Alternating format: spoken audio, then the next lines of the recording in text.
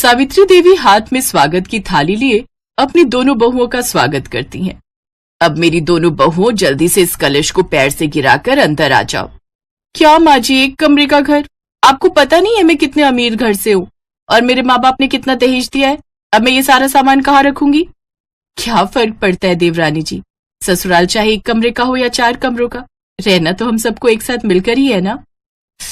ओफ, इन गरीब लोगों को कैसे समझ आएगा जिन्होंने पूरी जिंदगी एक कमरे में ही बिता दी हो। खैर रोहन, तुम बेड को कहीं एडजस्ट कर दो, बाकी सब सामान मेरे घर लौटा दो। जब हम बड़ा घर ले लेंगे तब उस सामान को ले लेंगे।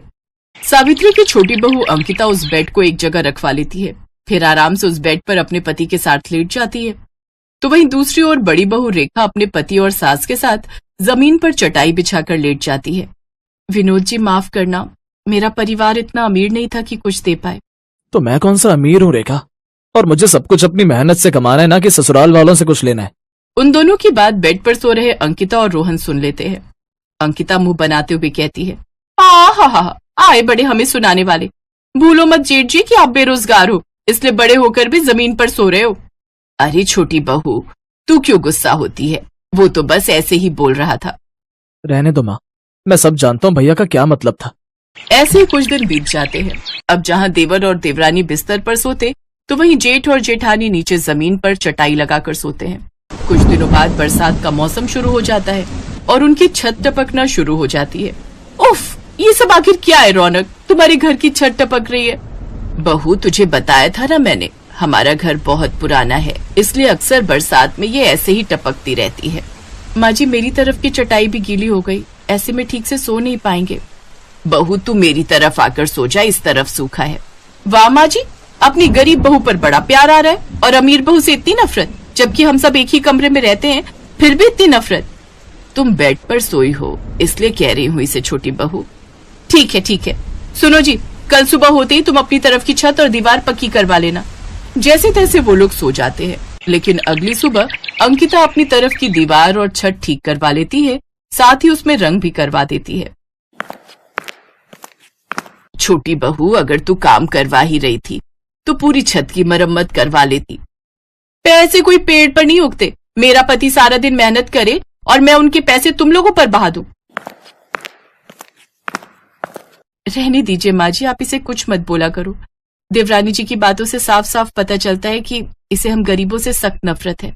अगले दिन फिर से बारिश शुरू हो गई और रात में अंकिता तो आराम से बिस्तर पर सोई, लेकिन गरीब जेठानी की तरफ छत टपकने की वजह से वो ठीक से सो नहीं पाई। सुनिए जी, छत टपकने के कारण ज्यादा पानी हमारी तरफ आ रहा है, ऐसे तो हम सो नहीं पाएंगे। तुम चिंता मत करो, मैं कल कोई जुगाड़ करता हूँ। अगली सुबह अंकिता अपनी गरीब जेठानी का मजाक उड़ाती है। गरीब जेठानी जी, लगता है आप ज्यादा ही दुखी हैं, आंखें कैसी लाल हो रखी हैं, लगता है सारी रात सो नहीं पाई। वैसे कल रात मैं भी ठीक से सो नहीं पाई, वो क्या है ना, गर्मी ज्यादा लग रही थी। खैर कोई नहीं, मुझे तो एक फोन घुमाना है, फिर मेरे माँ बाप एक इशारे पर मेरे लिए एसी भिजवा देंगे। अंकिता ऐसा ही करती है, अपनी माँ से फोन करके वो अपने घर पर एसी लगवा लेती है, लेकिन एक ही कमरे में एसी लगने की वजह से उसकी हवा सभी को मिल रही थी, यहाँ तक कि उस गरीब जेठानी को भी, और ये बात अंकिता को हजम नहीं होती। एसी मैंने अपने लिए लगवाया रौनक, ना कि उस गरीब जेठानी के लिए, वो मुफ्त में ही हवा खा रही है। तो तुम बताओ डार्लिंग, तुम क्या चाहती हो? कुछ पर्दे ले आओ और उसे कमरे के बीच में लगा दो, ताकि एसी की हवा उस तरफ ना जा पाए। अंकिता अपनी गरीब जेठानी से इस हद तक नफरत करती थी कि वो उसे एसी की हवा भी लगने देना नहीं चाहती थी। गरीब बहू सारा दिन काम करती, लेकिन फिर रात को वो गर्मी या बारिश की वजह से ठीक से सो नहीं पाती। रौनक, तुम आज ही जाकर मिस्त्री पकड़ कर ले आओ, मैं अपनी तरफ का हिस्सा ऊंचा करवा लूंगी। इस गरीब की वजह से हमें भी ये पानी की किचकिच झेलना पड़ता है और फिर बारिश का गंदा पानी मेरी तरफ जमा हो जाता है। बहू, किसी गरीब को इतना सताना भी ठीक नहीं है। आप तो चुप ही रहिए माँ जी। अच्छा रौनक, आज ना मेरा समोसे खाने का बड़ा मन कर रहा है, तुम बाहर से हम दोनों के लिए ले आओ ना। हाँ, मैं अभी ले आता हूँ। फिर शाम को तेज बारिश होती है, जिससे घर में पानी भर जाता है। उधर चूल्हा गीला होने के कारण गरीब बहू खाना नहीं बना पाती और उन तीनों को भूखा ही सोना पड़ता है। ये देख देवरानी कहती है, गरीब लोगों के साथ ऐसा ही होता है। अब बस भी कर छोटी बहू, तू अमीर है इसका मतलब ये नहीं हमारी बार बार बेइज्जती करेगी। ऐसे ही दिन बीतते हैं। एक रोज रौनक ऑफिस से घर लौट रहा था तो गड्ढे में उसका पैर फंस जाता है, जिस वजह से उसके पैर में काफी चोट आ जाती है और अब वो बिस्तर पकड़ लेता है और अब वो नौकरी पर भी नहीं जा पाता। अंकिता को पैसों की कमी होने लगती है और वो अपनी माँ को फोन करके हेल्प मांगती है। माँ देख लो अगर कुछ हेल्प हो जाए। बेटी मैंने तो तुझे पहले ही उस गरीब से शादी करने के लिए मना किया था, लेकिन तू ही नहीं मानी। लेकिन इन सब के बावजूद भी हमने तेरी बहुत मदद की, लेकिन अब और नहीं कर सकते। तेरे पापा को काम में बहुत बड़ा नुकसान हुआ है, जिस वजह से अब कंपनी बंद होने की कगार पर है। लेकिन माँ, इस वक्त मुझे आपकी जरूरत है, इनकी नौकरी चली गई है। माफ करना बेटी, लेकिन मैं तुम्हारी अब और हेल्प नहीं कर सकती। इतना कहकर अंकिता की माँ फोन रख देती है। तभी अंकिता का जेठ अशोक खुशी खुशी घर आता है। रेखा, माँ, बहुत बड़ी खुशखबरी है। मुझे एक अच्छी जगह नौकरी मिल गई है और तनख्वाह भी डबल है। अरे वाह, ये तो बहुत ही अच्छी बात है। जीते रहो बेटा, अब हमें किसी के आगे नहीं झुकना पड़ेगा और ना किसी की बातें सुननी पड़ेंगी। ये सुनकर अंकिता को अपनी गलती का एहसास होता है और वो उन सब से माफी मांगती है। मुझे माफ कर दीजिए, मैंने अपनी अमीरी के घमंड में आकर ना जाने आप लोगों को क्या क्या कहा, लेकिन अब मुझे मेरी गलती का एहसास हो गया है। कोई बात नहीं देवरानी जी, एक घर में 4 बर्तन रहेंगे तो खटकेंगे ही। तुम्हें अपनी गलती का एहसास हो गया, यही काफी है। और वैसे भी हम सब एक घर एक कमरे में रहते हैं, तो हमारे बीच कितनी भी दूरियां आए, लेकिन मुसीबत की घड़ी में हमारा सब परिवार एक ही है। और अपने काम नहीं आएंगे तो कौन आएगा। इस तरह पूरा परिवार एक हो जाता है और सारी मुसीबतों का सामना एक साथ करते हैं।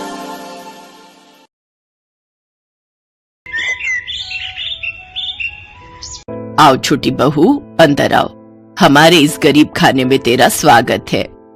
नीलम अपनी छोटी बहू का गृह प्रवेश कर उसे घर के कमरे में ले आती है, जहां अंदर आते ही नीलम की छोटी बहू बबीता उस कमरे को चारों ओर से देखती है।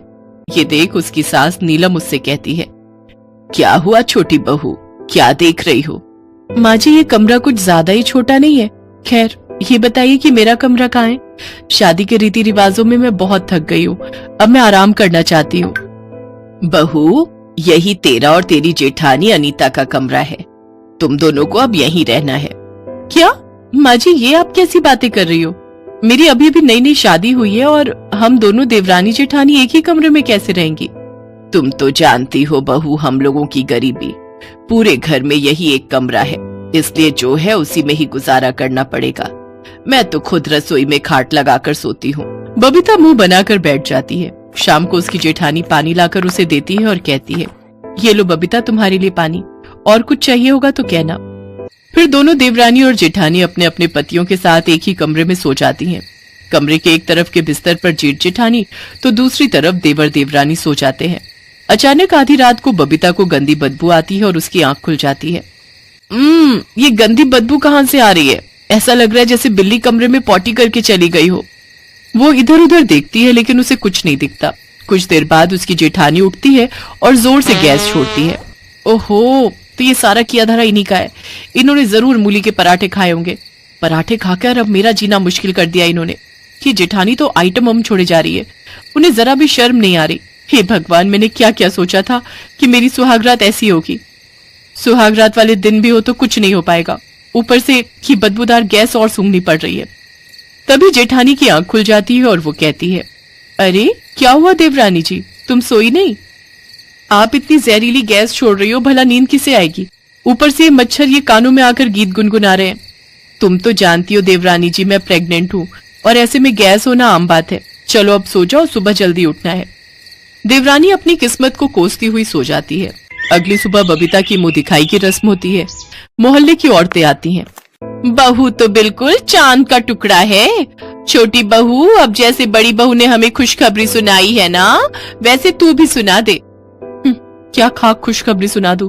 शादी के पहले दिन से तो हम दोनों पति पत्नी अपने जेठ जेठानी के कमरे में सो रहे हैं, ऊपर से इन्हें खुशखबरी सुननी है। प्राइवेसी नाम की कोई चीज तो है ही नहीं यहाँ। ऐसे कुछ दिन बीत जाते हैं। एक रोज जेठानी अपनी माँ से फोन पर बात कर रही थी, तो वहीं दूसरी तरफ बबीता भी अपनी बहन से बात कर रही थी। लेकिन एक ही कमरे में होने के कारण दोनों एक दूसरे से फोन पर ठीक से बात नहीं कर पाती। ओफो, क्या मुसीबत है, अब तो फोन पर भी बात नहीं कर सकते। इतनी ही परेशानी हो रही है तो कमरे से बाहर आंगन में जाकर बात कर लो। मैं क्यों जाऊं आंगन में, आप जाकर बात कर लो बाहर धूप में खड़े होकर। ओफो, तुमसे तो बहस करना ही बेकार है। ये कहकर जेठानी रसोई में खाना बनाने चली जाती है। और फिर जब वो वापस आती है तो देखती है कमरा पूरी तरह बिखरा पड़ा है। सारा सामान यहाँ वहाँ पड़ा हुआ है। देवरानी जी, ये क्या है? आपने सारा कमरा फैला दिया और ये गीला तौलिया मेरे बेड पर ही डाल दिया, और ये कपड़े इस तरह क्यों रखे हुए हैं? जेठानी जी, भूलिए मत, ये सिर्फ आपका कमरा ही नहीं बल्कि मेरा कमरा भी है, और मुझे अपने कमरे में कैसे रहना है इसके लिए किसी की परमिशन की जरूरत नहीं है। इसके बाद गर्भावस्था में भी जेठानी सारे कमरे को अकेले ही साफ करती है। ऐसे कुछ दिन बीतते हैं और अब जेठानी की डिलीवरी का वक्त पास आ जाता है, इसलिए उसकी सास उसकी गोद भराई की रस्म रखती है, जिसके लिए अनीता शीशे के सामने खड़े होकर तैयार हो रही होती है, जिसे देखकर उसकी देवरानी कहती है, जेठानी जी, अगर आपका श्रृंगार हो गया हो तो अब आगे से हट जाइए, मुझे भी तैयार होना है। गोद भराई मेरी है तो पहले मुझे अच्छे से तैयार होने दो, तुम बाद में हो जाना। ओफो, क्या मुसीबत है, जब से इस घर में आई हूँ तब से कमरा, बाथरूम, यहाँ तक कि शीशा भी एक, हर चीज एक ही एक है। ना जाने कब तक मुझे हर चीज के लिए ये कॉम्प्रोमाइज करना पड़ेगा। हाँ तो मैं कौन सा चैन से जी रही हूँ? पहले मैं कितने आराम से अपने कमरे में रहती थी, लेकिन जब से तुम आई हो मेरे कमरे का तो हुलिया ही बिगड़ गया है। सारा दिन गंदा करके रखती हो, रहती तुम भी हो लेकिन सफाई अकेली मैं ही करती हूँ। अच्छा, तो ये क्या सिर्फ आपका ही कमरा है? अरे मेरा भी इस पर उतना ही हक है जितना आपका। बातों ही बातों में दोनों की बहसबाजी इतनी बढ़ जाती है कि दोनों के बीच झगड़ा शुरू हो जाता है, और इन सब के चलते अनीता को गलती से धक्का लग जाता है, जिसमें वो पेट के बल गिरने ही वाली होती है कि तभी उसका पति नरेश आ जाता है और वो उसे संभाल लेता है। भगवान का लाख लाख शुक्र है जो तुम गिरने से बच गई, नहीं तो आज अनर्थ ही हो जाता। अगर अभी मेरा बेटा यहाँ नहीं आया होता तो चोट लगने के कारण इस नन्ही सी जान को कुछ भी हो सकता था। अरे तुम दोनों को अपना ना सही, आने वाले इस बच्चे के बारे में तो सोचना चाहिए था। मैं मानती हूँ कि एक कमरा होने के कारण तुम्हें ये सब परेशानियां हो रही हैं, लेकिन इसका मतलब ये नहीं कि तुम हाथापाई पर उतर आओ। कम से कम तुम लोगों को इतना तो समझना चाहिए कि अभी हम लोग गरीब हैं और अभी कमरा ले नहीं सकते, लेकिन मेरे दोनों बेटे सारा दिन मेहनत तो कर रहे हैं, धीरे धीरे वो कमरा ले लेंगे। हमें माफ कर दीजिए माँ जी, हमसे गलती हो गई, अब हम ऐसा नहीं करेंगे। हाँ माँ जी। तभी बड़ा बेटा नरेश कहता है, आप सब चिंता मत कीजिए, हमने जमीन खरीद ली है और बहुत जल्द उसमें 3 कमरे भी बनवा देंगे। हाँ, हमने सोचा था घर बनने के बाद आप तीनों को सरप्राइज देंगे। आप लोग चिंता ना करें, अब हमारी परेशानी बहुत जल्द खत्म हो जाएगी। ये सुनकर तीनों सास बहू बहुत खुश होती हैं। अब दोनों देवरानी जेठानी एक दूसरे के साथ घुलना मिलना शुरू कर देती हैं और उनके बीच एक कमरे को लेकर लड़ाई भी खत्म हो जाती है। कुछ दिन बाद उनका घर भी बनकर तैयार हो जाता है और वो सब अलग अलग कमरे में खुशी खुशी रहने